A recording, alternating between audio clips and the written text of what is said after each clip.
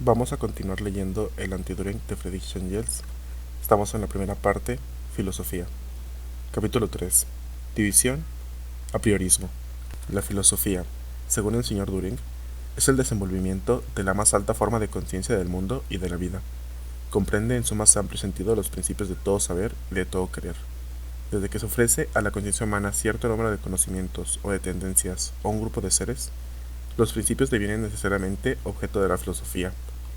Tales principios constituyen los elementos simples, o provisionalmente considerados como simples, de que se compone el saber y el querer en su riqueza y en su diversidad. De igual manera que la composición química de los cuerpos, la constitución general de las cosas puede referirse a formas y elementos esenciales. Una vez que se han adquirido los últimos elementos o principios, valen no solamente para las cosas conocibles y accesibles, sino también para el mundo desconocido e inaccesible. Los principios filosóficos constituyen de este modo el complemento último que necesitan las ciencias para formar un sistema homogéneo de la naturaleza y de la vida humana. La filosofía, fuera de las formas fundamentales de toda existencia, no tiene sino dos grandes objetos de estudio, la naturaleza y la humanidad. Así, se ve formarse muy naturalmente tres grandes divisiones de la filosofía, a saber, esquematismo general del mundo, teoría de los principios de la naturaleza y, por último, teoría de los principios de la humanidad. Esta sucesión contiene, al mismo tiempo, un orden lógico interno, pues los principios fundamentales, válidos para todo ser pensante, van a la cabeza y los dominios objetivos a que se aplican estos principios vienen después en su jerarquía. Todo cuanto se acaba de considerar es el pensamiento del señor Turing, reproducido casi literalmente. En el señor Turing se trata de principios. Se trata de aplicar a la naturaleza y al hombre principios formales derivados del pensamiento y no del mundo exterior. Y por esos principios tendrán que regirse la naturaleza y el hombre. Pero ¿de dónde puede sacar el pensamiento esos principios? ¿De sí mismo? No, puesto que el mismo señor Turing dice que la esfera de las ideas puras se limita a los esquemas lógicos y a las formas matemáticas, lo cual es falso, por su parte, como tendremos ocasión de ver. Los esquemas lógicos no pueden referirse sino a las formas del pensamiento, y aquí, por el contrario, solo se trata de las formas del ser, del mundo exterior, y estas formas no pueden crearlas ni sacarlas de sí mismo el pensamiento, sino del mundo exterior. Mas de esta manera, todas las relaciones están invertidas. Los principios no son el punto de partida en la investigación, sino más bien el resultado final. No son aplicados a la naturaleza y a la historia de la humanidad, sino que derivan de estas. No es la humanidad y la naturaleza quienes se rigen y modelan por estos principios, sino que los principios no son verdaderos sino en la medida en que concuerdan con la naturaleza y con la historia. Tal es la concepción materialista, mas la que a esta opone el señor Turing es idealista. Invierte todas las relaciones, pone lo de arriba abajo, y constituye el mundo real según la idea, según esquemas o categorías preexistentes del mundo. Todo toma un Hegel. En efecto, compararemos la enciclopedia de Hegel y sus fantasías febriles con las verdades definitivas y sin apelación del señor Turing. En esta hallamos la esquemática universal que en Hegel lleva el nombre de lógica. Después hallamos en ambos la aplicación de estos esquemas, de esas categorías lógicas, a la naturaleza, la filosofía de la naturaleza, y por último, su aplicación a la humanidad, lo que Hegel designa con el nombre de filosofía del espíritu. El orden lógico interno de la deducción de Turing nos conduce muy naturalmente a la enciclopedia de Hegel, de donde está sacado con una fidelidad tal que el judío errante de la escuela hegeliana, el profesor Michelet de Berlín, se conmoverá por ello hasta derramar lágrimas. Esto proviene de que la conciencia, la reflexión, se toma en sentido naturalista como algo dado y opuesto totalmente al ser, a la naturaleza. Así, se hallará también muy notorio que la conciencia y la naturaleza, la reflexión y el ser, que las leyes del pensamiento y las de la naturaleza concuerdan entre sí. Si se considera de más cerca lo que sea el pensamiento y la conciencia y de dónde provienen, se halla que son el producto del cerebro humano, y que el hombre mismo es un producto de la naturaleza, que se ha desarrollado en y con el medio ambiente, lo cual permite comprender cómo los productos del cerebro humano que, en último análisis, son igualmente productos de la naturaleza, no estén en contradicción con el orden de la naturaleza y coincidan con el mismo. Pero el señor Turing no podría permitirse tratar tan sencillamente la cuestión. Cree, no solo en nombre de la humanidad, lo cual ya sería algo, sino también en nombre de los seres conscientes y pensantes del universo. En efecto, sería destruir los conceptos fundamentales de la conciencia y del saber el querer disminuir o dudar solamente de su valor soberano y de su pretensión incondicionada a la verdad si se les añadiese el epíteto de humanos. Y para que a nadie se le ocurra que en otro planeta cualquiera 2 veces 2 puede ser igual a 5, el señor Turing se ve obligado a hacer del pensamiento algo independiente del hombre y a aislarlo de la única base real que se nos ofrece, es decir, del hombre y de la naturaleza, y de esta suerte cae temerariamente en una ideología que lo convierte en un epígono del epígono de Hegel. De otra parte, aquí se nos presentará la ocasión, con frecuencia, de saludar al señor Turing en otros planetas. Dicho queda que no puede fundarse ningún sistema materialista sobre tal base ideológica. Más tarde, veremos al señor Turing obligado más de una vez a atribuir a la naturaleza una forma de acción consciente y hacer de ella lo que vulgarmente se llama Dios. Pero nuestro filósofo de la realidad tenía aún otros motivos para transportar el eje de toda realidad del mundo real al mundo del pensamiento. La ciencia de este esquematismo general del mundo, de estos principios formales del ser, es precisamente la base de la filosofía del señor Turing. Si sacamos el esquematismo del universo, no de nuestro cerebro, sino solamente por medio de nuestro cerebro, del mundo real, si sacamos los principios del ser, de lo que es, no tenemos necesidad para esto de filosofía, sino únicamente de conocimientos positivos acerca del mundo y de los fenómenos. Y lo que de aquí resulta, tampoco es filosofía, sino ciencia positiva. Entonces, el volumen entero del señor Turing no sería sino trabajo perdido. Además, si no hay ya necesidad de filosofía como tal, tampoco hay ya necesidad de ningún sistema de filosofía, aun cuando ese sistema fuera natural. La ciencia, cuando ve que el conjunto de fenómenos de la naturaleza forma un todo sistemático, por sí misma se mueve a poner de manifiesto dicha conexión sistemática en toda cosa, en el todo y en las partes. Mas una ciencia correspondiente, completa de esa conexión, la construcción de una imagen ideal y exacta del sistema del mundo en que vivimos, es para nosotros, como para todos los tiempos, imposible. Si en un momento cualquiera de la evolución humana se realizara tal sistema definitivo de las conexiones y de las relaciones físicas, espirituales e históricas que el mundo se compone, las esferas del conocimiento humano, por lo mismo, habría terminado, y a partir del momento en que la sociedad estuviese organizada conforme a ese sistema, habría concluido la evolución histórica, el progreso en el porvenir, lo cual sería un absurdo, un contrasentido. Los hombres, pues, se encuentran colocados ante la siguiente contradicción. Por una parte, intentan conocer el sistema del mundo en su conexión total, y por otra, conforme con su propia naturaleza como con la naturaleza del mundo, no podrán nunca cumplir plenamente esa tarea. Mas la contradicción no estriba solo en la naturaleza de ambos factores, el mundo y los hombres, sino que es también el factor esencial de todo progreso intelectual, y se resuelve constante y diariamente en la evolución infinita y progresiva de la humanidad, como se resuelven los problemas matemáticos en una serie infinita o en una fracción continua. De hecho, toda imagen ideal del mundo es y permanece limitada, objetivamente, por la situación histórica, y subjetivamente, por la constitución física y psicológica de su autor. Pero el señor Turing anuncia desde luego que su pensamiento es tal, que excluye toda representación subjetiva, y por lo mismo, limitada del mundo. Ya hemos visto que él está dotado del don de ubicuidad y se presenta en todos los cuerpos celestes posibles. Ahora, vemos que también es igualmente omnisciente, pues ha resuelto los problemas últimos de la ciencia y ha clavado en un ataúd el porvenir de toda ciencia. El señor Turing cree poder sacar de su cabeza a priori, es decir, sin utilizar la experiencia que nos ofrece el mundo exterior, no solamente las formas esenciales del ser, sino todas las matemáticas puras. En su opinión, el entendimiento en las matemáticas puras está en posesión de lo que libremente ha creado e imaginado. Los conceptos de número y de forma son para las matemáticas puras un objeto que les basta y que pueden crear por sí mismas, y tienen de este modo un valor independiente de la experiencia particular y del contenido real del mundo. Sin duda, es exacto que las matemáticas puras tienen un valor independiente de la experiencia particular de los individuos, pues lo mismo es cierto de cuantos hechos establecen todas las ciencias, y de una manera igual de todos los hechos.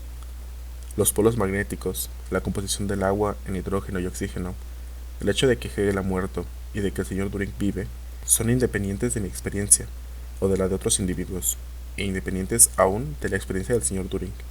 Desde que duerme el sueño de los justos, pero no es exacto, ni aun en las matemáticas puras, que el entendimiento se ocupe exclusivamente de lo que él mismo ha creado e imaginado. Los conceptos de número y forma no se han sacado sino del mundo exterior.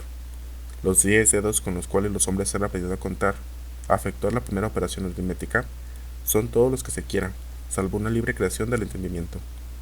Para contar, son necesarios no solo objetos numerables, sino también la capacidad de considerar esos objetos prescindiendo de todas sus propiedades, menos la del número, capacidad que es el resultado de una larga evolución histórica y de una larga experiencia. De igual manera que el concepto de número, el concepto de forma está tomado exclusivamente del mundo exterior, y no ha nacido en la cabeza mediante el pensamiento puro, sino que ha sido menester haya habido cosas que tuvieran forma, y cuyas formas se compararan para que se pudiera llegar al concepto de forma.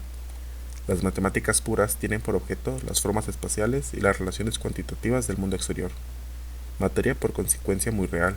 Aunque semejante materia se manifieste en una forma muy abstracta, no puede ocultar sino superficialmente su origen, el mundo exterior. Para poder estudiar estas formas y sus relaciones en su pureza, es preciso separarlas por completo de su contenido y prescindir de este objeto último como indiferente.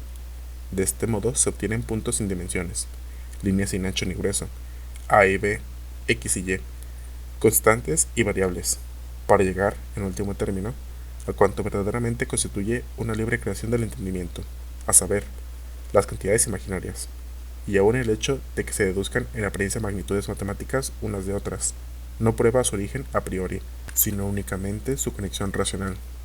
Antes de que se llegara a la idea de deducir la forma de un cilindro de rotación de un rectángulo alrededor de uno de sus lados, era menester que se estudiaran, por imperfectamente que fuera, numerosos rectángulos y cilindros reales. Como todas las ciencias, las matemáticas han nacido de las necesidades de los hombres, de la agrimensura, de la medición de la capacidad de los recipientes, de la cronología y de la mecánica. Pero, como en todas las esferas del pensamiento, en cierto momento de la evolución las leyes abstraídas del mundo real son separadas del mundo real. Se las opone como algo independiente, como leyes provenientes de fuera, y a las cuales el mundo ha de conformarse. Así aconteció a la sociedad y al Estado. Así, y no de otra manera, las matemáticas puras son después aplicadas al mundo, bien que se hayan sacado del mundo y no representen más que una parte de sus formas de combinación, y solo por esta razón, además, les son aplicables. Pero de la misma manera que el señor Turing se imagina poder derivar todas las matemáticas puras de los axiomas matemáticos, que, según la pura lógica, no requieren ni implican ninguna justificación, sin ninguna adición empírica, y las aplica enseguida al mundo, así también cree poder sacar, desde luego, de su cerebro, los aspectos esenciales del ser, los elementos simples de todo saber, los axiomas de la filosofía, sacando por deducción toda la filosofía o esquematismo del universo, y otorgar después, soberanamente, esta constitución a la naturaleza y al reino humano. Desgraciadamente, la naturaleza, de ninguna manera, y el reino humano, en muy pequeña parte, están constituidos por los prusianos del señor de Manteuffel de 1850. Pie de nota. Se trata del ministro reaccionario que gobernó Prusia de 1850 a 1858 y de la Constitución del 31 de enero de 1850, concedida por el rey Federico Guillermo IV a su pueblo. Los axiomas matemáticos son la expresión de elementos del pensamiento extremadamente exiguos, que las matemáticas se ven obligados a tomar de la lógica. Se reducen a dos. Primero, el todo es mayor que las partes. Tal proposición es pura tautología, porque la idea de parte, considerada desde el punto de vista cuantitativo, se refiere inmediatamente y de una manera precisa a la idea de todo, de tal suerte que la sola palabra parte dice por sí que el todo cuantitativo se compone de varias partes cuantitativas. Este axioma, haciendo comprobación expresa, no nos hace dar un paso más. En cierta medida, aún puede probarse dicha tautología diciendo: el todo es lo que se compone de partes. Una parte es aquello cuya pluralidad constituye un todo.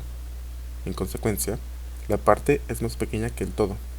La vacuidad de semejante repetición muestra, mejor aún, el vacío del contenido. Segundo, dos magnitudes iguales a una tercera son iguales entre sí. Semejante proposición, como ha mostrado Hegel, es una conclusión cuya exactitud está garantizada por la lógica, y que por tanto se prueba aún fuera de las matemáticas puras. Los demás axiomas acerca de la igualdad y la desigualdad son simples consecuencias lógicas de esta conclusión. Estas proposiciones no llegan a conclusión alguna en matemáticas ni en nada. Para ir más lejos, se necesita que entren en consideración relaciones reales, relaciones y formas espaciales derivadas de cuerpos reales. La representación de líneas, de superficies, de ángulos, de polígonos, de cubos, de esferas, etc., se saca de la realidad y se necesita mucho candor ideológico en los matemáticos para creer que la primera línea ha nacido del movimiento de un punto en el espacio, la primera superficie del movimiento de una línea, el primer cuerpo del movimiento de una superficie, etc. Y en la misma lengua se revela contra semejante idea. Una forma matemática de 3 dimensiones se llama cuerpo, corpus solidum en latín, es decir, un cuerpo palpable. Lleva, pues, un nombre que viene, no de la libre imaginación del espíritu, sino de la realidad sólida y tangible. Mas, ¿para qué tantos ambajes? Después que el señor Turing ha cantado con fervor la independencia de las matemáticas puras respecto del mundo de la experiencia, su carácter a priori, su elaboración como creaciones libres y originales del espíritu, dice: se olvida muy fácilmente que estos elementos matemáticos, el número, la magnitud, el tiempo, el espacio y el movimiento geométrico, no son ideales, sino en cuanto a su forma. Las magnitudes absolutas son, pues, algo absolutamente empírico, a cualquier especie que pertenecen. Mas, los esquemas matemáticos son susceptibles de una determinación separada de la experiencia, y sin embargo, adecuada. Por otra parte, esto es cierto más o menos de toda abstracción, mas no prueba de ninguna manera que no sea abstraída de la realidad. En el esquematismo del universo, las matemáticas puras nacen del pensamiento puro. En la filosofía de la naturaleza, son algo absolutamente empírico, sacado primero del mundo exterior, separado después de él. ¿Cuál de las dos afirmaciones debemos creer? Capítulo 4. Esquematismo del universo. El ser universal es único, se basta a sí mismo. Nada tiene al lado ni por encima de él. Darle como compañero un segundo sería hacer de él lo que no es, a saber, una parte o elemento de un todo más amplio. Nosotros exponemos, por así decirlo, nuestro pensamiento homogéneo como un cuadro, y nada de cuanto debe comprenderse bajo esa unidad conceptual puede conservar en sí dualidad, ni puede tampoco sustraerse a esta unidad conceptual. La esencia de todo pensamiento consiste en la síntesis de los elementos de conciencia en una unidad. La unidad de la síntesis es la que da origen al concepto del mundo indivisible, y nos hace reconocer en el universo, como la palabra indica, algo en que todo está unido en una unidad. Así habla el señor Turing, y con esto se ve la primera aplicación del método matemático. Cada cuestión debe resolverse de una manera axiomática en algunas formas simples y esenciales, como si se tratase de principios simples de las matemáticas. El ser universal es único. Si una tautología, si la simple repetición en el predicado de lo ya expresado en el sujeto basta para formular un axioma, he aquí un ejemplar. El señor Turing nos dice en el sujeto que el ser comprende todo, y en el predicado afirma atrevidamente que, por consecuencia, nada existe fuera de él. ¡Qué idea colosal y creadora! Creadora en efecto, pues antes de pasadas 6 líneas, el señor Turing ha transformado, por medio del pensamiento homogéneo, la unicidad del ser en su unidad. Como la esencia de todo pensamiento del ser, como el concepto del mundo, son homogéneos, el ser real, el mundo real, constituyen, por tanto, una unidad indivisible, y de este modo, las falsas representaciones del más allá no tienen lugar, una vez que el espíritu ha llegado a comprender el ser en su universalidad homogénea. He aquí una campaña ante la cual Austerlitz y Jena, Königsgrätz y Sedan desaparecen como bagatelas, en algunas frases, apenas en una página, después de que se haya movilizado el primer axioma, todo el más allá, Dios, los ejércitos celestiales, el cielo, el infierno y el purgatorio, y la inmortalidad del alma, quedan abolidos, finitos, anonadados. ¿Cómo pasamos de la unicidad del ser a su unidad? Muy sencillamente, representándonoslo. Como tendremos nuestro pensamiento homogéneo alrededor de él, a la manera de un cuadro, el ser único deviene en el pensamiento un ser homogéneo, una unidad conceptual. Y esto, porque la esencia de todo pensamiento consiste en la unidad de los elementos de conciencia en una unidad. Pero esta última proposición es falsa, evidentemente. Primero, el pensamiento consiste lo mismo en descomponer los objetos representados en la conciencia de sus elementos, que en unir elementos homogéneos en una unidad. Sin análisis no hay síntesis. En segundo lugar, el pensamiento, legítimamente, no puede formar una unidad sino de los elementos de conciencia, entre los cuales, o entre los originales reales de los cuales, la unidad existía anteriormente. No basta que clasifique un cepillo de botas en la unidad mamífero para que le broten mamas. La unidad del ser, la justificación del punto de vista que le comprende como unidad, es, pues, precisamente lo que hay que demostrar. Y cuando el señor Turing nos asegura que él piensa el ser como unidad y no como dualidad, nos enseña otra cosa que su opinión, que ciertamente no es inapelable. Si queremos dar una imagen fiel de la marcha de su pensamiento, hela aquí.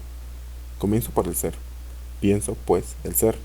El pensamiento del ser es homogéneo, pero el pensamiento y el ser deben darse de acuerdo correspondiente, coincidir. El ser es, pues, igualmente homogéneo en la realidad. No hay, por tanto, en modo alguno, un más allá. Pero si el señor Turing hubiese hablado con más claridad, en lugar de regalarnos con las frases estilo de oráculo que hemos citado, su ideología fuera evidente. Probar la realidad de un resultado cualquiera del pensamiento por la identidad del pensamiento y el ser es justamente una de las imaginaciones más locas de un Hegel. Aun cuando toda la argumentación del señor Turing fuera exacta, todavía no hubiera ganado una pulgada de terreno respecto de los espiritualistas, porque estos le responderán sencillamente: para nosotros también el mundo es simple y homogéneo. La oposición del más acá y del más allá no existe sino desde nuestro punto de vista específicamente terrestre, producto del pecado original, en sí y por sí, es decir, en Dios. El ser entero es una, y acompañarían al señor Turing a otros cuerpos celestes que tanto le placen y le mostrarían uno o varios en que la caída y el pecado no se han cumplido y en que, por consecuencia, no existe oposición entre el más acá y el más allá, y en que la unidad del mundo es exigida por la fe. Lo más cómico del asunto es que el señor Turing, para probar la no existencia de Dios por el concepto de ser, aduce la prueba ontológica de la existencia de Dios. Ya se sabe en qué consiste esta prueba. Cuando pensamos en Dios, lo pensamos como el conjunto de todas las perfecciones, pero el conjunto de todas las perfecciones pertenece ante toda la existencia, pues un ser inexistente es necesariamente imperfecto. Preciso es, por tanto, contar la existencia en el número de las perfecciones de Dios. Por consecuencia, Dios debe existir. El señor Turing discurre enteramente de la misma manera. Cuando pensamos en el ser, lo pensamos como un concepto. Lo comprendido en un mismo concepto es homogéneo. El ser no respondería, pues, a su concepto, si no fuera homogéneo. Luego debe ser homogéneo. Luego no hay Dios, etc. Cuando hablamos del ser y solamente del ser, la unidad no puede consistir sino en una cosa, en que todos los objetos de que se trata son, existen, en la unidad de este ser y no en ningún otro. Están comprendidos y la expresión que se aplica a todos ellos es común, que todos son. No puede conferírseles otras cualidades comunes, y aún las excluye a todas provisionalmente de nuestra consideración, porque desde que nos desviamos, así sea solo un milímetro, de este simple hecho fundamental, que el ser pertenece en común a todas las cosas, desde entonces las diferencias de las cosas comienzan a mostrarse a nuestros ojos, y en cuanto a decidir si tales diferencias consisten en que algunas de estas cosas son blancas, otras negras, unas animadas, otras inanimadas, las unas quizás del lado de acá y otras del lado de allá, no podríamos hacerlo por la sola consideración del hecho de que la existencia nuda les es atribuida a todos igualmente.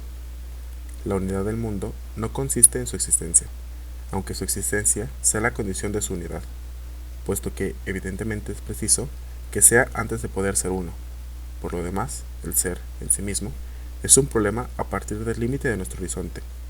La unidad verdadera del mundo está en su materialidad, y esta última se prueba no por algunas frases de charlatán y por algunos manejos de prestidigitador, sino por una larga y laboriosa evolución de la filosofía y de las ciencias de la naturaleza. Prosigamos nuestra lectura. El ser del que nos habla el señor Turing no es el ser puro que, idéntico a sí mismo, necesariamente privado de toda determinación particular, no es de hecho sino el equivalente de la idea de la nada, es decir, de la ausencia de idea. Pero pronto veremos que el mundo del señor Turing comienza por un estado en que falta toda determinación interna, todo movimiento y todo cambio, por un estado que equivale, pues, de hecho, a una idea inexistente, y que no es sino una pura nada. Solo a partir de esta nada del ser se desarrolla el estado actual del universo, diferenciado, cambiante, evolucionante, en devenir, y solo después de haber comprendido esto, llegaremos a hallar y a mantener, bajo este cambio perpetuo, la idea del ser universal idéntico a sí mismo. La idea de un ser se encuentra desde este momento elevada a un grado superior en que comprende en sí misma la permanencia, lo mismo que el cambio. El ser, lo mismo que el devenir. Llegados ahí, sabemos que el género y la especie, lo general y lo particular, son los signos distintivos más simples, sin los cuales no puede ser comprendida la naturaleza de las cosas. Pero esos signos son cualitativos. Dicho esto, a los géneros se opone la idea de la magnitud, como la cosa homogénea en la cual ya no se encuentran diferencias específicas. Dicho de otro modo, pasamos de la cualidad a la cantidad, y esta siempre es mensurable. Compararemos ahora esa distinción precisa de los esquemas generales de la acción, y este punto de vista verdaderamente crítico, con las ingenuidades, con las groserías, con las fantasías febriles de un Hegel.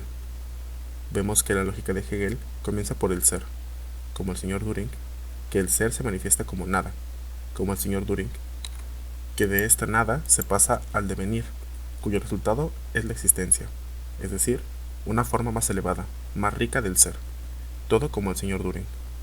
La existencia conduce a la cualidad a la cantidad, todo como el señor Düring. Y para que nada falte de esencial, el señor Düring nos cuenta en otra ocasión que del reino de la insensibilidad no se entra en el de la sensación, a pesar de la continuidad cuantitativa, sino por un salto cualitativo, del cual podemos decir que es infinitamente diferente de la simple gradación de una sola y misma propiedad. Todo como la línea nodal de relaciones de medida de Hegel, en que una adición o una sustracción puramente cuantitativa produce, en ciertos puntos determinados, un salto cualitativo. Por ejemplo, para el agua que se calienta o enfría, el punto de fusión y el punto de congelación son los nudos en que se cumple, a la presión normal, el paso brusco a un nuevo estado de agregación, en que, por consecuencia, la cantidad se muda en cualidad.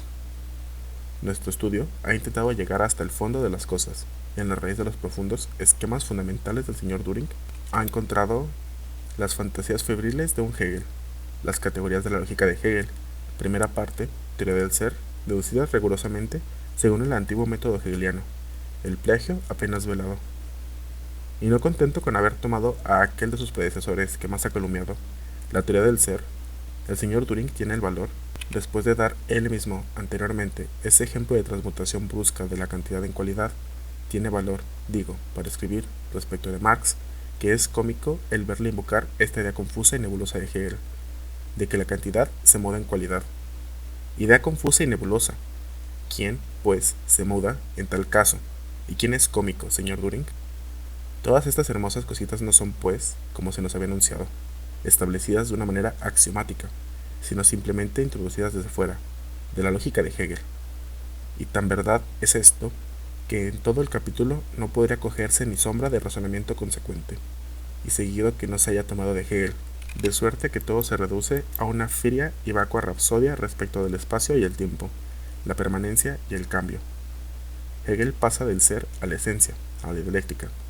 Allí trata de las determinaciones, de la reflexión, de sus suposiciones y de sus contradicciones inmanentes, por ejemplo, lo positivo y lo negativo.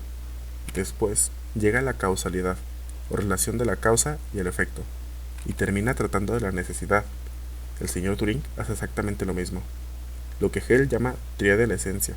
El señor Düring lo denomina propiedades lógicas del ser, y estas consisten, ante todo, en el antagonismo de las fuerzas, en sus oposiciones. En compensación, el señor Düring niega en absoluto la contradicción. Ya volveremos sobre esta cuestión. Después pasa a la causalidad, y esta a la necesidad. Entonces, es cuando el señor Düring dice de sí mismo: nosotros, los que no filosofamos desde una jaula, entiende, sin duda, que filosofa en una jaula, en el del esquematismo de las categorías hegelianas. Capítulo 5. Filosofía de la naturaleza, el tiempo y el espacio. Ahora, llegarnos a la filosofía de la naturaleza. Aquí, los predecesores del señor Düring le dan de nuevo todos los motivos de descontento. La filosofía de la naturaleza cae tan bajo que desciende a la categoría de una mala poesía, grosera y basada en la ignorancia, y fue abandonada a la pseudofilosofía prostituida de un Schelling y otros sujetos por el estilo, que hacen su oficio en el templo del absoluto y mistifican al público, La fatiga nos ha librado de estos monstruos, pero hasta aquí. No ha dado lugar sino la más completa licencia, porque, en lo que respecta al gran público, se sabe que la retirada de un gran charlatán frecuentemente da ocasión para que aparezca otro de menor cuantía, pero hábil, para vender los productos del otro, bajo una nueva marca. Los mismos naturalistas muestran poco entusiasmo en la perspectiva de una excursión por el reino de las ideas que abarcan el mundo, y por eso cometen todo género de detestables improvisaciones en la esfera teórica. La necesidad de salvar la situación se deja sentir imperiosamente. Por fortuna, se nos presenta el señor Turing. Para apreciar justamente lo que nos revela en lo sucesivo tocante al desenvolvimiento del mundo en el tiempo y su limitación en el espacio, necesitamos mirar atrás, al esquematismo del mundo, y a algunas páginas en que trata de ello. El señor Turing atribuye al ser, de acuerdo también con Hegel, la infinitud, lo que Hegel llama la mala infinitud, y examina luego esa infinitud. La infinitud que más claramente puede pensarse, sin contradicción, es la acumulación ilimitada de los números en la serie numérica. Lo mismo que a cada número podemos añadir una nueva unidad sin que jamás se agote la posibilidad de continuar la numeración. Así también, a cada estado del ser se añade uno nuevo. Y en esta ilimitada producción de estados consiste la infinitud. Por esta razón, esta infinitud, tomada y pensada en sentido preciso, no tiene sino una sola forma fundamental, con una dirección única, pues aun cuando sea indiferente para nuestro pensar representarnos una dirección opuesta a la acumulación de los estados del ser, la infinitud proyectada hacia atrás es, sin embargo, una representación ilegítima, porque sería preciso que en la realidad se hubiera recorrido en sentido contrario, y de este modo habría, en cada uno de estos estados, una serie infinita de números detrás. Mas así se cometería la inadmisible contradicción de una serie numérica infinita enumerada, la que muestra que es absurdo suponer una segunda dirección del infinito. La primera consecuencia que saca de semejante concepto de la infinitud es que el encadenamiento de las causas y de los efectos en el mundo debe haber tenido un comienzo. Un número infinito de causas que se hubieran yuxtapuesto unas a otras es impensable, pero el solo hecho de que supone lo innumerable numerado, lo que prueba la existencia de una causa primera. El segundo corolario es la ley del número determinado, la acumulación de lo idéntico en cualquier especie real de seres o objetos independientes no puede concebirse sino como formando un número determinado. No solo el número de cuerpos celestes existentes debe ser en cada momento del tiempo un número en sí determinado, sino también el número total de todas las más pequeñas partes independientes de la materia existente en el mundo. Y esta última necesidad es la verdadera razón de que no se pueda pensar compuestos sin átomos. Toda realidad compuesta de partes tiene en sí siempre un número determinado y finito, y debe tenerlo, si no se quiere que aparezca la contradicción de lo innumerable numerado. Por tal razón, no solo el número de vueltas que la Tierra ha dado hasta el día en derredor del Sol debe ser un número determinado, aunque no asignable, sino también todos los procesos periódicos de la naturaleza deben haber tenido un comienzo, y todas las diferencias, todas las variedades y diversidades en la naturaleza, en su sucesión, deben tener su raíz en un estado idéntico a sí mismo. Y este último puede concebirse sin contradicción, como habiendo existido de toda eternidad, mas esta concepción aún quedaría excluida si el tiempo, en sí mismo, se compusiera de elementos reales, y no fuera dividido arbitrariamente por nuestro entendimiento, en tanto que éste pone posibilidades ideales.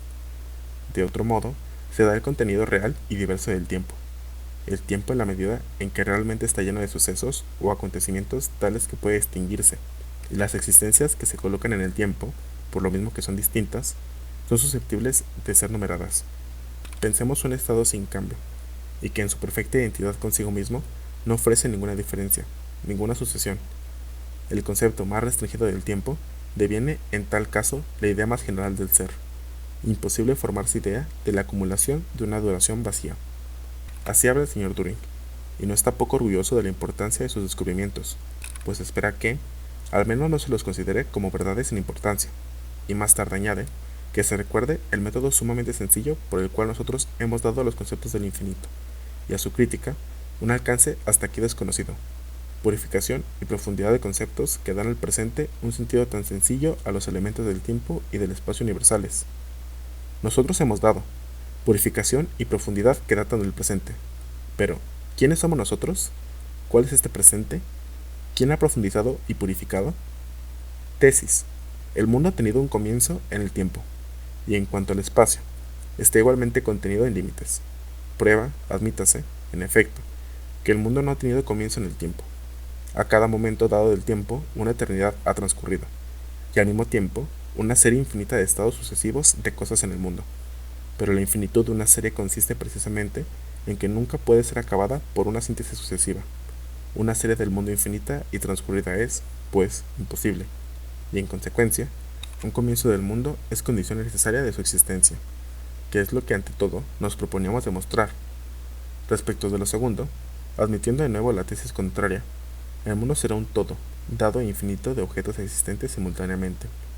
Entonces, no podemos pensar la magnitud de una cantidad que no se da a la intuición con límites determinados, sino por la síntesis acabada o por la adición repetida de la unidad consigo misma. En consecuencia, para pensar como un todo, el mundo que llena todos los espacios, debería considerarse la síntesis sucesiva de las partes de un mundo infinito, como acabada, es decir, será preciso considerar, en la numeración de todos los objetos coexistentes, como transcurrido un tiempo infinito, lo cual es imposible, de donde resulta que no puede considerarse un agregado infinito de objetos reales como un todo dado, y por consiguiente, como simultáneamente dado. Por tanto, el mundo no es infinito en cuanto a su extensión en el espacio, sino contenido en límites. Segundo punto que había que demostrar. Tales proposiciones están copiadas textualmente de un libro muy conocido, cuya primera edición apareció en 1781, que se titula Crítica de la razón pura, de Manuel Kant, en el cual todo el mundo puede leerlas en la primera parte, sección 2, segundo capítulo, artículo segundo. Primera antimonía de la razón pura. Pertenece, pues, al señor Turing únicamente la gloria de haber adjuntado a una idea expresada por Kant el nombre de ley del número determinado, y descubrir que hubo un tiempo en que todavía no había tiempo, pero en que ya había mundo. En cuanto a todo lo demás, es decir, a todo cuanto en el análisis del señor Turing tiene sentido, el nosotros es Manuel Kant, y el hoy es ya viejo de 95 años.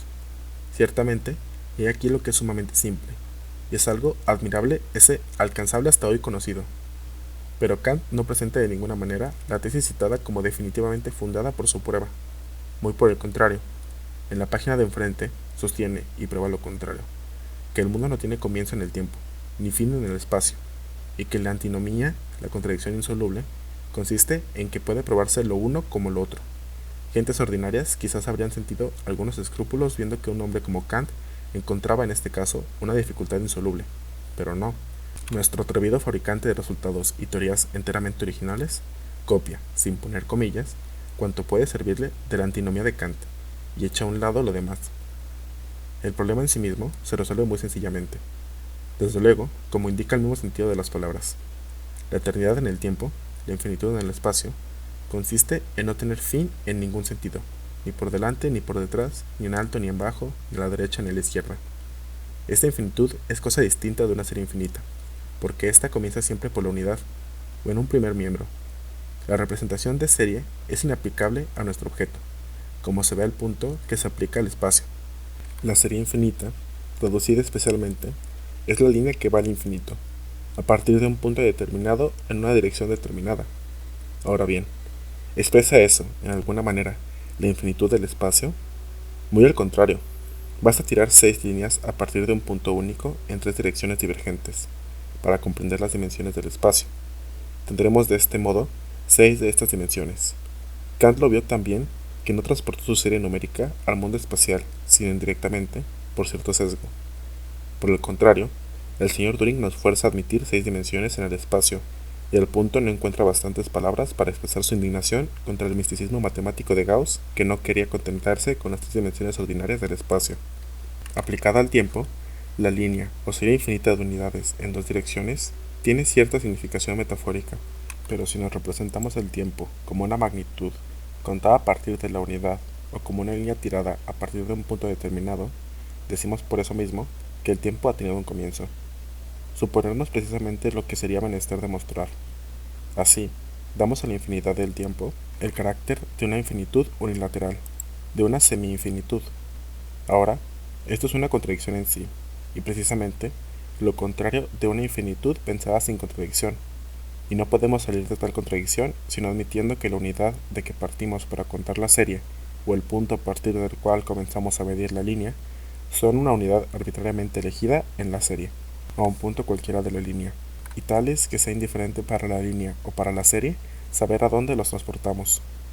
Y la contradicción, que consiste en enumerar una serie numérica infinita, estaremos en condiciones de examinar más de cerca semejante contradicción cuando el señor Turing haya realizado ante nosotros el prodigio de enumerarla, cuando haya logrado contar de menos infinito hasta cero, porque es claro e incuestionable que, comience donde se quiera, dejará tras sí una serie infinita, y con esta serie, el problema que debía resolver.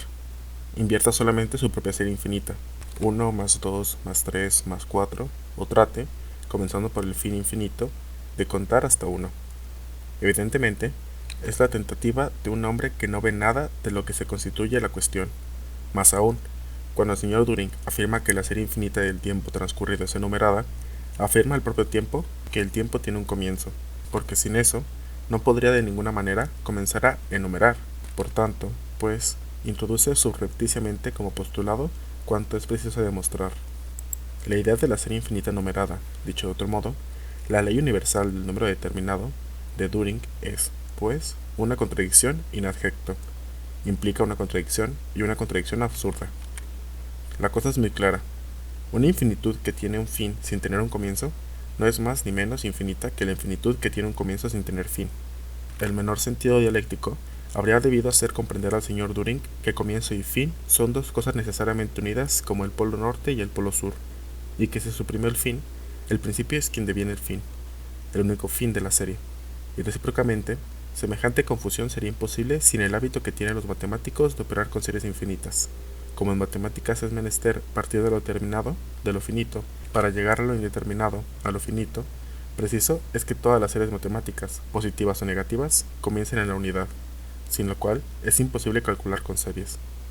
Pero la necesidad subjetiva del matemático está muy lejos de ser una ley que obliga al mundo real. Además, el señor Turing no llega nunca a pensar la infinitud real sin contradicción. La infinitud es una contradicción y está llena de contradicciones. Ya es contradictorio que una infinitud esté formada de cantidades finitas, y sin embargo, ese es el caso. Admitir que el mundo material tiene límites no es exponerse menos a las contradicciones que admitir que es ilimitado, y toda tentativa para esquivar semejantes contradicciones conduce, ya lo hemos visto, a nuevas y peores contradicciones, precisamente porque la infinitud es una contradicción. Es un proceso infinito que se desarrolla sin fin en el tiempo y en el espacio. La supresión de la contradicción sería el fin de la infinitud. Ya lo habría visto muy bien Hegel, y por eso trata con merecido desprecio a los personajes que rumian tal contradicción. Continuemos. El tiempo ha tenido un comienzo. ¿Qué había antes del comienzo? El mundo, que se hallaba en un estado idéntico de sí mismo e invariable. Y como en ese estado no había cambios que se sucedieran, el concepto más estricto de tiempo se transforma en la idea más general del ser.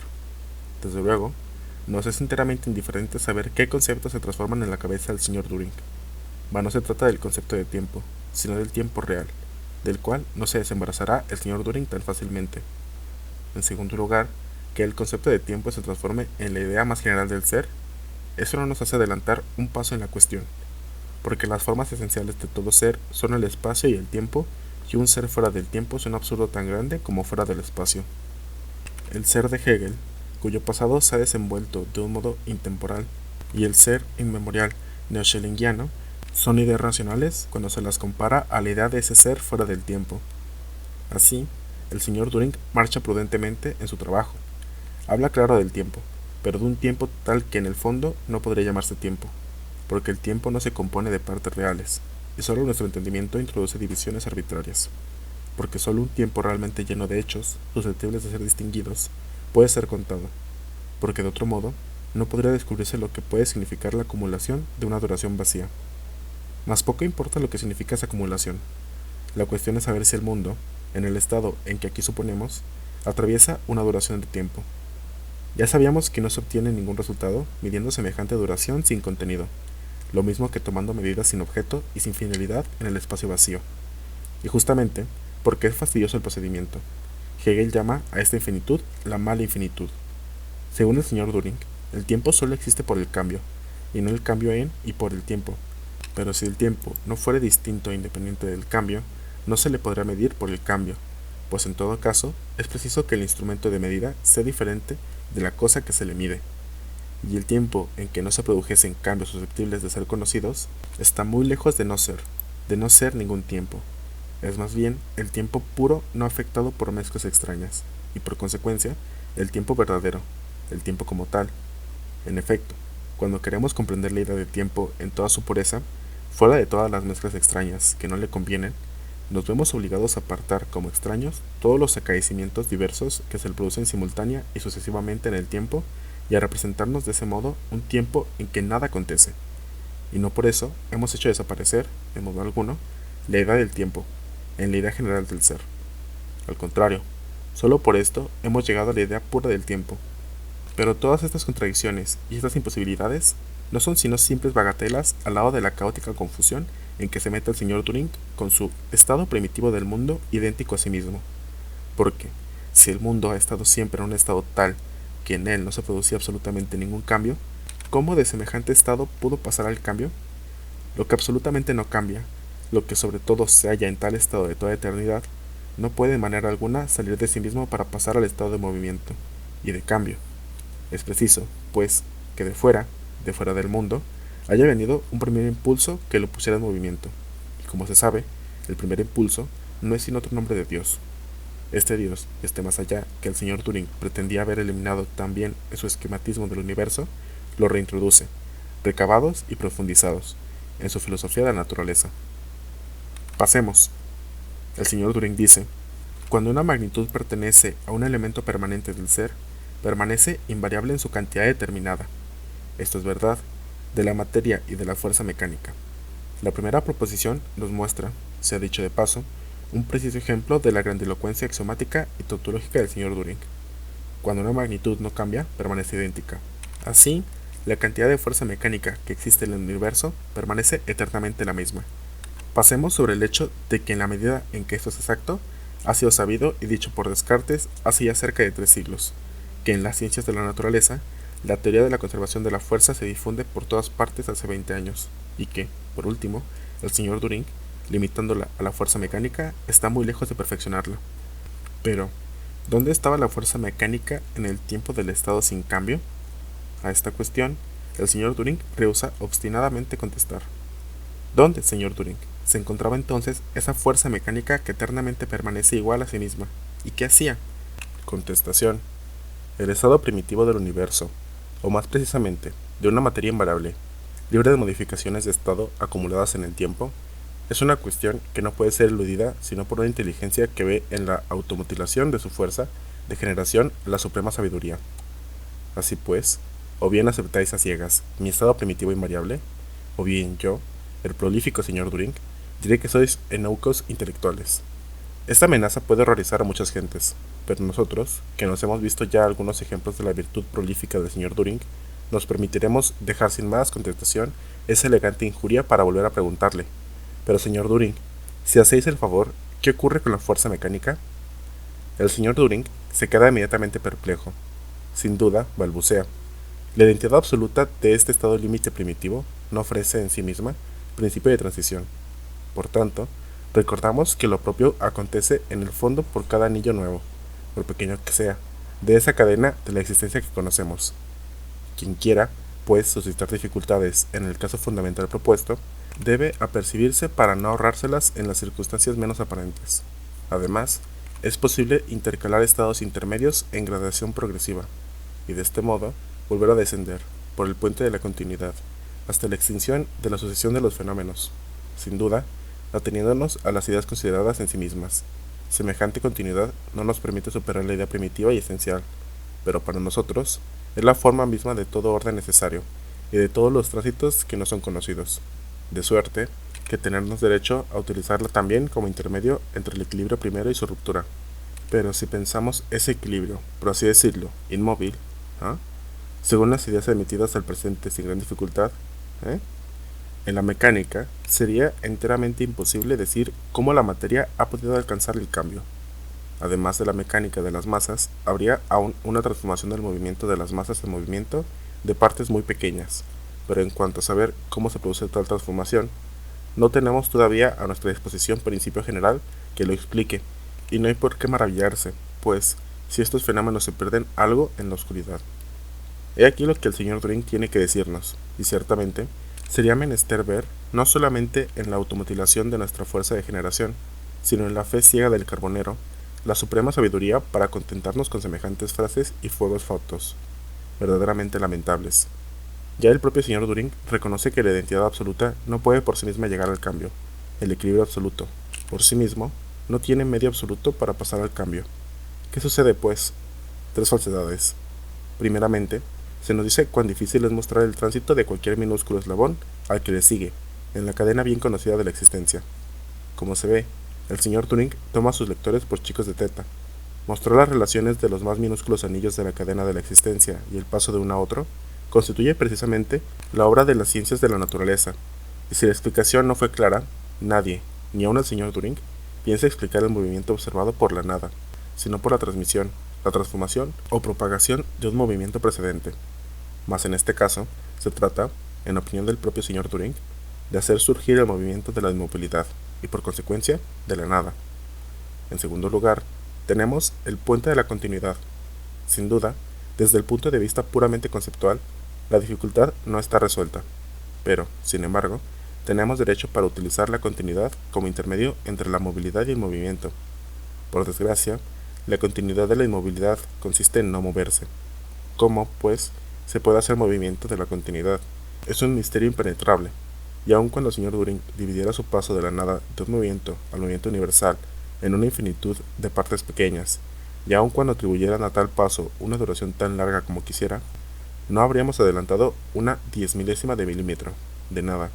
No podemos llegar a algo sin un acto creador, aunque este algo fuera tan pequeño como una diferencial matemática.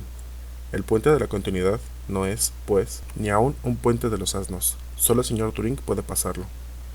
Tercero, mientras impera la mecánica actual, que es, según el señor Turing, uno de los factores esenciales de la formación intelectual, será enteramente imposible decir cómo se puede pasar de la inmovilidad al movimiento. Pero la teoría mecánica del calor nos muestra el movimiento de las masas transformándose en movimiento molecular en ciertas circunstancias. Por tanto, aquí también el movimiento deriva de otro movimiento, jamás de la inmovilidad. He aquí quizás, insinúa tímidamente el señor Turing, lo que podría ofrecer un tránsito entre lo rigurosamente estático, es decir, en equilibrio, y lo dinámico, es decir, en movimiento. Pero todos estos fenómenos se pierden algo en la oscuridad, y en la oscuridad nos deja el señor Turing. He aquí a donde hemos llegado a la fuerza de profundizar y de purificar. Nos hemos metido siempre más profundamente en un absurdo cada vez más puro, para llegar a la oscuridad. Mas esto no molesta al señor Turing. En la página siguiente, tiene el valor de afirmar que él ha llenado con un contenido real, inmediatamente sacado de la relación de la materia y de las fuerzas mecánicas, el concepto de la permanencia idéntica a sí misma. Y este hombre trata de charlatanes a las gentes. Felizmente, en medio de estos errores y de esta confusión enmarañada en la oscuridad, tenemos un consuelo, y un consuelo suficiente para enardecer nuestros corazones. La matemática de los habitantes de otros cuerpos celestes no pueden fundarse en otros axiomas que la nuestra. Capítulo 6. Filosofía de la naturaleza, cosmogonía, física, química. Prosiguiendo nuestra marcha, llegamos a las teorías sobre la manera como se ha constituido el universo actual. Un estado de difusión universal debió ser ya la concepción inicial de los filósofos jonios, pero sobre todo, desde Kant, la idea de una nebulosa primitiva ha jugado su papel, atribuyendo la progresiva formación de cada uno de los sólidos astros a la acción de la gravitación y a la radiación del calor. Mas la teoría mecánica contemporánea del calor nos permite inferencias mucho más precisas respecto de los estados pasados del universo. El estado de difusión gaseosa no puede ser el punto de partida de deducciones serias si no se puede determinar desde luego, de una manera precisa, el sistema mecánico en que tal estado consiste. Sin eso, no solo la idea es efectivamente muy nebulosa, sino que la nebulosa primitiva, a medida que se avanza en la deducción, se hace más espesa y más impenetrable, hasta que se queda uno en la idea vaga, informe e indeterminable, y este universo gaseoso no es sino una concepción en el aire. La teoría kantiana que explica la constitución de todos los cuerpos celestes actualmente existentes por la rotación de masas nebulosas ha sido el mayor progreso efectuado por la astronomía desde Copérnico. Por primera vez se conmovía la idea según la cual la naturaleza no tiene historia en el tiempo. Hasta entonces, Pasaban los cuerpos celestes por haber seguido siempre desde su origen las mismas órbitas y conservando siempre su mismo estado. Y aun cuando se viere, en un cuerpo celeste en particular, perecer seres orgánicos individuales, se consideraba, sin embargo, como inmutables los géneros y las especies. Sin duda, la naturaleza mostrable, como arrasada por un movimiento perpetuo, pero tal movimiento pasaba por no ser sino la incesante repetición de los mismos fenómenos. A esta manera de representarse las cosas, que respondía enteramente al modo de pensar metafísico, abrió la primera brecha Kant, y según un método tan propiamente científico, que la mayor parte de los argumentos que emplea son válidos aún en el presente. Sin duda, la teoría de Kant, hablando rigurosamente, no es todavía más que una hipótesis, pero el sistema del mundo de Copérnico tampoco es hoy nada más que una hipótesis. Después que la espectroscopía, anonadando los argumentos en contrario, ha probado la existencia de tales masas gaseosas en fusión en el cielo estelar, ha cesado toda oposición científica a la teoría de Kant.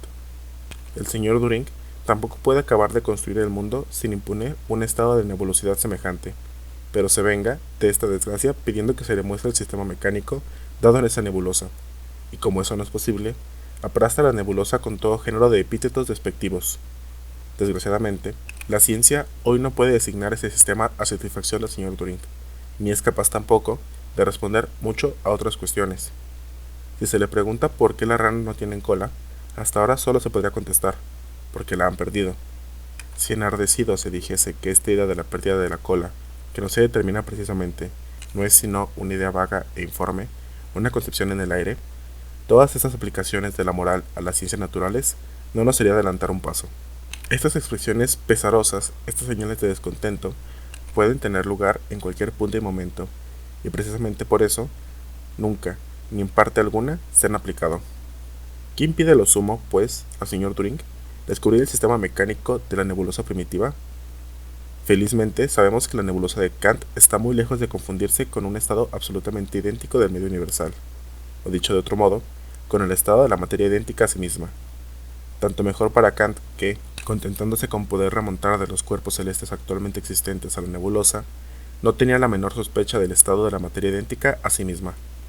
Notemos de paso que, si en la ciencia actual de la naturaleza la nebulosa de Kant se designa con el nombre de nebulosa primitiva, esta última palabra no debe tomarse sino en un sentido relativo, porque si de una parte es nebulosa primitiva en cuanto a su origen de los cuerpos celestes actuales, de otra es como la forma de materia más antigua a que nos es posible al presente remontarnos, lo cual no excluye en absoluto, sino todo lo contrario, supone que la materia ha atravesado por una serie infinita de formas diferentes antes de la nebulosa primitiva.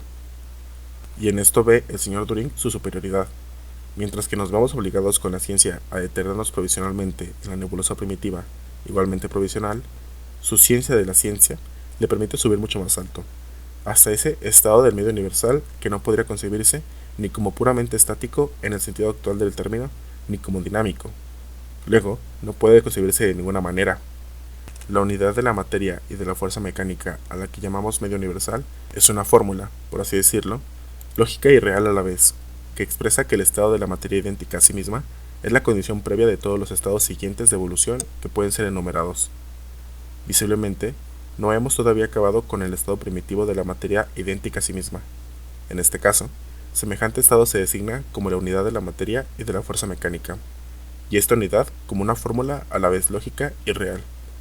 De consiguiente, pues, cuando cesa la unidad de la materia y de la fuerza mecánica, comienza el movimiento. La fórmula lógica, a la vez real, no es sino débil tentativa para utilizar en la filosofía de la realidad las categorías hegelianas de lo en sí, an sich, y por sí, für sich. En lo en sí consiste en Hegel la identidad primitiva de las contradicciones implícitas en una cosa, en un fenómeno, en un concepto, que aún no han salido de ella por la evolución. En el por sí se manifiesta la distinción y separación de sus elementos implícitos y comienza su oposición. Es preciso, pues, representarnos el estado de la inmovilidad primitiva como la unidad de la materia y de la fuerza mecánica, y el tránsito al movimiento como su separación y oposición.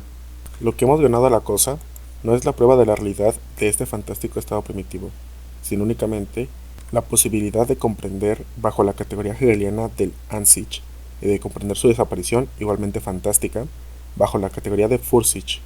Socorro, Hegel. La materia, dice el señor Düring, es el soporte de todo lo real, de tal suerte que no puede haber fuerza mecánica fuera de la materia. La fuerza mecánica es un estado de la materia. En el estado primitivo, pues, en que ningún fenómeno se producía, la materia y su estado, la fuerza mecánica, eran solo una cosa. En lo sucesivo, cuando comenzaron a producirse fenómenos, semejante estado ha debido diferenciarse de la materia. Es preciso, pues, contentarnos con esas frases místicas y con la seguridad de que el estado de la materia idéntica a sí misma no era ni estático ni dinámico, ni en equilibrio ni en movimiento. Y no sabemos aún en qué lugar la fuerza se encontraba en ese estado, y cómo se ha podido pasar sin un impulso de fuerza, es decir, sin Dios, de la inmovilidad absoluta al movimiento. Antes que el señor Düring, los materialistas hablaron de la materia y del movimiento. Él reduce el movimiento a la fuerza mecánica, como a su pretendida forma esencial, y de ese modo se hace imposible la inteligencia de la verdadera relación entre la materia y el movimiento, relación que, por lo demás, ha quedado verdaderamente oscura para todos los materialistas que lo han precedido, y sin embargo, la cosa en sí misma es bastante sencilla. El movimiento en el modo de existencia, la manera de ser de la materia, nunca, ni en parte alguna, ha habido ni puede haber materia sin movimiento. Movimiento en el espacio celeste, movimiento mecánico de masas más pequeñas sobre cada uno de los cuerpos celestes, vibraciones moleculares en forma de calor, de corriente eléctrica o magnética, análisis y síntesis químicas, vida orgánica, existe en una u otra de esas formas de movimiento o en varias al mismo tiempo, donde se encuentra cada átomo de materia en el mundo en cada momento dado. El reposo, el equilibrio, nunca son sino relativos. Nunca tiene sentido sino con la relación a tal o cual forma determinada de movimiento. Un cuerpo puede, por ejemplo, hallarse en la superficie de la Tierra en equilibrio mecánico, considerarse mecánicamente en estado de reposo. Eso no impide, de ningún modo, el que participe del movimiento de la Tierra, lo mismo que del sistema solar entero, ni impide tampoco a sus más pequeñas partes realizar las vibraciones determinadas por su temperatura, ni a sus átomos materiales efectuar un proceso químico.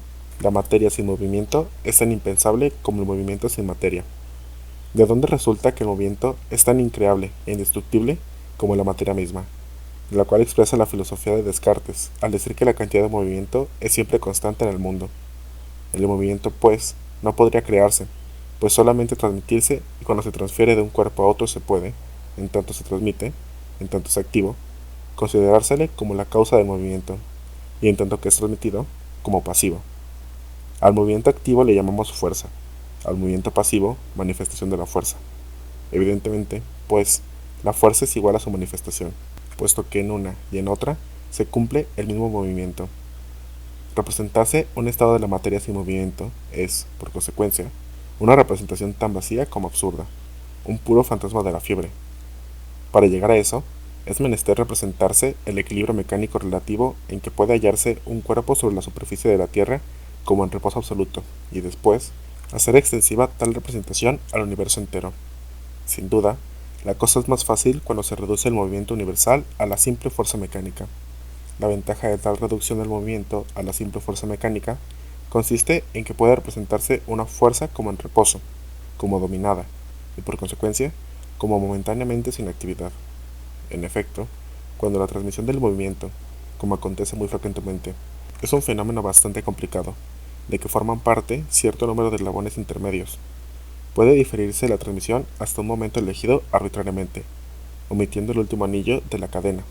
Por ejemplo, cuando se carga un fusil y se aplaza el movimiento en que, al apretar el gatillo, se produce la descarga y la transmisión del movimiento provocado por la combustión de la pólvora, podemos, pues, representarnos la materia en su estado de inmovilidad e identidad perfecta, como cargada de fuerza, y si la unidad de la materia y de la fuerza mecánica tiene un sentido para el señor Düring, debe ser ese.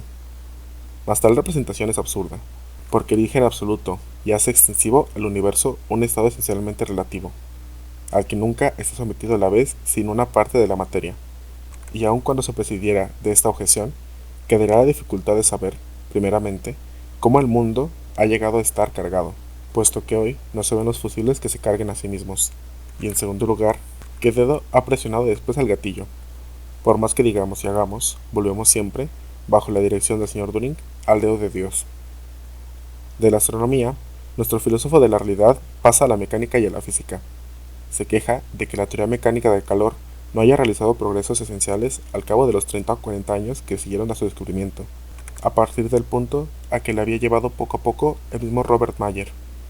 Toda la cuestión, lo utiliza el señor Turing, queda muy oscura, pues debemos recordar siempre que al lado de la materia en estado de movimiento, no son dados estados estáticos que no podrían medirse por la unidad del trabajo mecánico, sino ahora representamos la naturaleza como una gran obrera, y si al presente tomamos tal expresión en su riguroso sentido, necesitamos añadir que los estados idénticos a sí mismos y las situaciones de reposo no representan, en modo alguno, trabajo mecánico.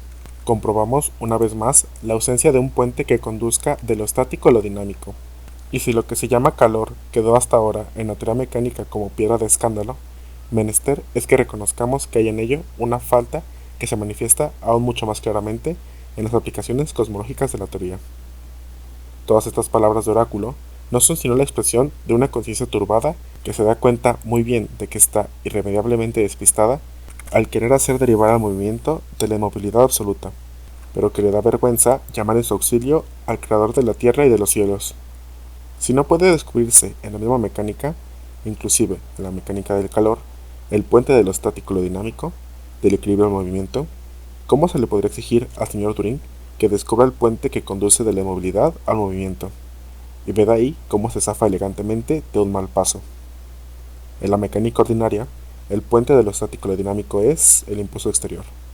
Cuando una piedra de un quintal de pesos se eleva a una altura de 10 metros y se suspende libremente, de tal suerte que permanezca suspendida en un estado idéntico a sí mismo, es preciso tener que habérselas con un público de niños de teta para poder afirmar que la posición actual del cuerpo no representa un trabajo mecánico o que la distancia entre la posición y su posición primitiva no puede medirse por la unidad de la fuerza mecánica.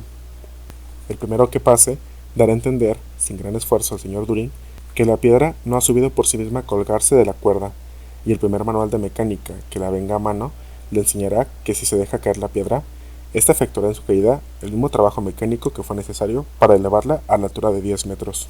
Aún el simple hecho de estar la piedra suspendida en el alto representa ya trabajo mecánico, porque si permanece bastante tiempo suspendida, la cuerda se rompe, cuando ha perdido, a consecuencia de su descomposición química, la fuerza de retener la piedra. Mas todos los fenómenos mecánicos pueden referirse a formas fundamentales simples como esta, para hablar como el señor Turing. Y no ha nacido aún el ingeniero que, disponiendo de un impulso suficiente, sea incapaz de descubrir el puente de lo estático a lo dinámico. Sin duda, es una píldora amarga de tragar para nuestro metafísico. Ver cómo el movimiento encuentra su medida en su contrario, el reposo, es una contradicción hiriente, y toda contradicción para el señor Turing es un contrasentido. Pero no es menos cierto que la piedra suspendida representa una cantidad de movimiento mecánico determinado, que puede medirse con precisión por su peso y su distancia respecto del suelo, y puede gastarse a voluntad de diversas maneras, por ejemplo, por caída directa, por deslizamiento a lo largo de un plano inclinado, por un movimiento de rotación impreso a un torno. Lo mismo ocurre con un fusil cargado. El hecho de que el movimiento pueda expresarse por su contrario, la inercia, no presenta en absoluto ninguna dificultad para el pensamiento dialéctico. Esta oposición, como hemos visto, no es sino enteramente relativa, pues el reposo absoluto, el absoluto equilibrio, no existe en modo alguno. Cada movimiento, considerado en particular, tiende al equilibrio, y el movimiento total destruye de nuevo ese equilibrio. Así, reposo y equilibrio, allí donde se encuentran, no son sino resultado de un movimiento limitado, y evidentísimamente, tal movimiento es medible por el resultado, puede expresarse por sí y puede restablecerse a partir de él, bajo una u otra forma. Para el señor Turing, no puede contentarse con una concepción tan sencilla del asunto. Como buen metafísico, abre un ancho abismo entre el movimiento y el equilibrio, que no existe en la realidad, y después se admira de no poder hallar un puente por cima de ese abismo, que él mismo ha fabricado. Deberá montar sobre su Rocinante metafísico para ir a la búsqueda y captura de la cosa en sí de Kant, porque no otra cosa se oculta tras ese puente inallanable. Pero, ¿qué es esa teoría mecánica del calor y el calor latente que ha quedado como piedra de escándalo por esa teoría? Cuando se toma una libra de hielo a la temperatura del punto de congelación y a la presión normal, y bajo la influencia del calor se transforma en una libra de agua de temperatura uniforme, ha desaparecido una cantidad de calor suficiente para elevar la misma libra de agua de 0 a 79 grados centígrados, o para elevar en un grado 79.4 libras de agua. Calentando una libra de agua hasta el punto de ebullición de 100 grados centígrados, al transformarse en vapor de agua a 100 grados centígrados, hasta que la última gota de agua se cambia en vapor, desaparece una cantidad de calor aproximadamente igual a 7 veces más o suficiente para elevar en 1 grado la temperatura de 537.2 libras de agua. El calor desaparecido se mantiene. Si por enfriamiento el vapor se cambia en agua y el agua se trueca de nuevo en hielo, la misma cantidad de calor retenido vuelve a quedar en libertad, es decir, se hace sensible y medible como calor. Esta liberación de calor, cuando el vapor se condensa y el agua se congela, es la causa de que el vapor de agua, vuelto a enfriar a 100 grados, no se transforme sino poco a poco en agua. Y la razón que explica cómo una masa de agua a la temperatura del punto de congelación no se transforma, sino muy lentamente, en hielo. Estos son los hechos. La cuestión es saber qué se hace del calor mientras es retenido. La teoría mecánica del calor, según la cual el calor consiste en vibraciones más o menos considerables según la temperatura y grado de agregación de las moléculas físicamente activas en los cuerpos, vibraciones susceptibles, en su caso, de revestir alguna de las otras formas de movimiento. Esta teoría, explica el fenómeno cuando dice que el calor desaparecido ha realizado trabajo, se ha transformado en trabajo. Cuando el hielo se funde, desaparece la coherencia íntima y firme de sus moléculas y deviene una yuxtaposición de moléculas espaciadas. Cuando el agua se transforma en vapor, en el punto de ebullición, se origina un estado en que las moléculas no ejercen acción sensible unas sobre otras y, bajo el influjo del calor, se esparcen en direcciones divergentes. Claro es, pues, que cada una de las moléculas de un cuerpo en un estado gaseoso está dotada de una energía mucho más considerable que el estado líquido, y en estado líquido mucho más que en estado sólido. El calor retenido no ha desaparecido, y por tanto, únicamente se ha transformado y tomado la forma de la fuerza de expansión molecular. Desde el momento en que desaparecen las condiciones a las cuales las moléculas deben estar en libertad absoluta o relativa unas respecto de otras, es decir, en que la temperatura desciende de 100 a 0 grados, esta fuerza de expansión desaparece, y las moléculas se aglomeran con la misma fuerza que antes las dispersaba. Y de nuevo, esta fuerza desaparece, pero solo para reaparecer en forma de calor y en cantidad misma de calor que anteriormente estaba retenida. Esta explicación, naturalmente, es una hipótesis, como toda la teoría mecánica del calor, dado que nadie todavía ha visto una molécula, y mucho menos aún la vio vibrar. Tal explicación ciertamente está llena de defectos, como la teoría entera, que aún es muy reciente, pero al menos puede hacer inteligible el fenómeno sin ponerse en contradicción con la ley según la cual el movimiento ni se crea ni se pierde, y aún es capaz de dar cuenta exacta de la permanencia del calor en el proceso de transformaciones. El calor latente o retenido no es, pues, de ninguna manera, una piedra de escándalo para la teoría mecánica del calor. Al contrario, tal teoría realiza por primera vez una explicación racional del fenómeno, y el escándalo no puede resultar, a lo sumo, sino del hecho de que los físicos continúen designando, con una palabra envejecida y ya impropia, de potencial, el calor transformado en otra forma de energía molecular. Los estados idénticos a sí mismos y los estados de reposo de la materia en estados sólido, líquido y gaseoso representan, pues, ciertamente, trabajo mecánico en tanto que la fuerza mecánica es la medida del calor. La corteza sólida de la Tierra, como el agua del océano, representan, en su actual estado de composición, una cantidad determinada de calor desprendido, a la cual, evidentemente, corresponde igualmente una cantidad determinada de fuerza mecánica. Cuando la masa gaseosa de que ha salido la Tierra pasó del estado líquido, y más tarde, en su mayor parte, al estado sólido, se difundió por radiación en el espacio una cantidad determinada de energía molecular en forma de calor. La dificultad de la que habla misteriosamente el señor Turing no existe. Por tanto, y aun en las aplicaciones cósmicas de la teoría, podemos encontrar defectos y lagunas derivadas de la imperfección de nuestros instrumentos de conocimiento, pero de modo alguno tropezamos con obstáculos teóricos infranqueables. El puente de lo estático a lo dinámico es también, en este caso, el impulso de fuerza, enfriamiento o calor producido por otros cuerpos que obran sobre el cuerpo en equilibrio. Cuando más adelantamos en la filosofía de la naturaleza del señor Turing, tanto más nos parecen imposibles todas las tentativas para explicar el movimiento por la inmovilidad, o para hallar el puente sobre el cual lo que está en reposo y es puramente estático podría, por sí mismo, pasar a ser dinámico, pasar al movimiento. Con esto, hemos al fin acabado, por algún tiempo, con el estado primitivo de la materia idéntica a sí misma, y el señor Turing pasa a la química, y nos revela con este motivo 3 leyes de la permanencia de la naturaleza descubiertas por la filosofía de la realidad. Primero, la cantidad de la materia universal. Segundo, la de los elementos químicos simples. Y tercero, la de la fuerza mecánica, son invariables.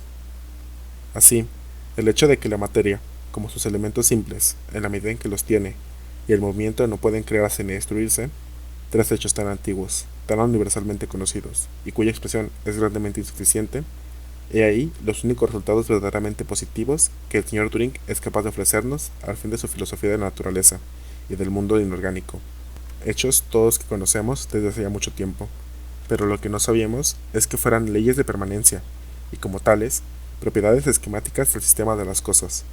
Sucede lo mismo que antes con Kant.